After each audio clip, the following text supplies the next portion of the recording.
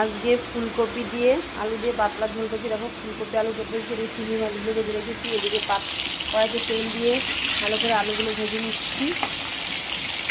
ভালো করে লাল লাল করে ভেজে নিলাম আলুগুলো। এবার তুলে নেবো।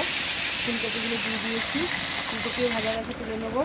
এবার সব পেস্ট করা মশলাগুলো গুলে নিয়েছি। আদা, লঙ্কার গুঁড়ো, জিরের গুঁড়ো, ধনে সব দিয়ে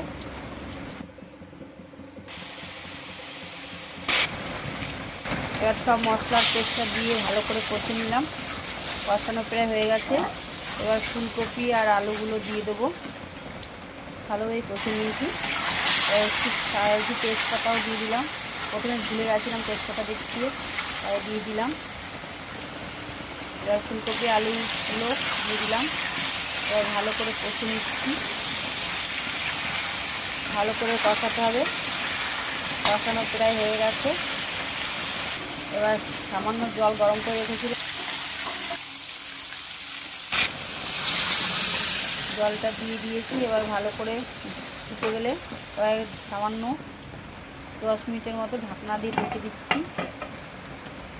ঢাকনা দিয়ে ঢেকে মিনিট 10 পরে আবার উঠিয়ে নিলাম। এবার ভেজে রাখা মাছগুলো দিয়ে দেবো। চিংড়ি মাছগুলো দিয়ে দিয়েছি। এবার ভালো করে ফুটিয়ে একটু গরম মশলা আর একটু ধনেপাতা কুচি, গরম মশলা আর ধনেপাতা কুচি দিয়ে নামিয়ে নেবো। একটু ফুটিয়ে নামিয়ে নিলাম। আমার রেসিপি তোমাদের ভালো লাগলে অবশ্যই লাইক, কমেন্ট, সাবস্ক্রাইব করবে। দেখো কেমন কালারটা এসেছে, বলবে অবশ্যই কেমন হয়েছে। আবার কালকে কোনো রেসিপি নিয়ে তোমাদের সামনে আসবো। আজকে রেসিপি এই পর্যন্ত। টাটা সবাই।